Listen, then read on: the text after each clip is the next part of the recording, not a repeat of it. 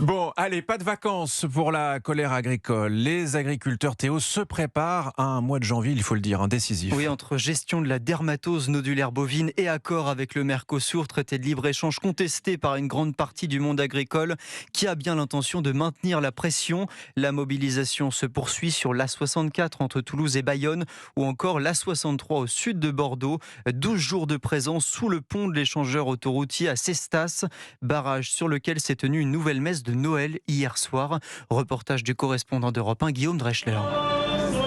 Une messe sur l'autoroute, sous le pont de l'échangeur 24 de la A63 entre Bordeaux et Bayonne. Des ballots de paille ont été dressés. La crèche y est installée depuis le week-end dernier. Nous voici réunis pour célébrer cette messe de Noël. Et devant cette crèche, l'abbé Daniel Darocha est venu célébrer la messe du 25 décembre.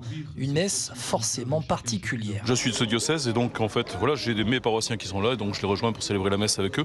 Et dans tous les cas, je suis en soutien avec eux puisque tout homme doit pouvoir vivre du travail de ses mains et c'est ainsi que nous prions. Cette messe a réuni une soixantaine de personnes, agriculteurs, familles d'agriculteurs ou même soutien du mouvement. Dans la foule, Fabrice, un éleveur, est mobilisé depuis le début. C'est particulier, puis c'est ce symbole, quoi. On se retrouve dans les mêmes conditions qu'il y a 2000 ans. Marie qui est envoyée sur les routes par l'Empire, comme disait Xavier. On se retrouvait dans les mêmes conditions sous un pont pour le réveillon de Noël, poussé sur les routes par l'absence d'écoute de notre gouvernement, quoi. La messe a duré 1 heure. Elle a été célébrée sous 4 degrés seulement, l'un des Noëls les plus froids des 15 dernières années, qui a usé encore un peu plus les agriculteurs mobilisés. À Cestas, Guillaume Dreschler, Europe 1.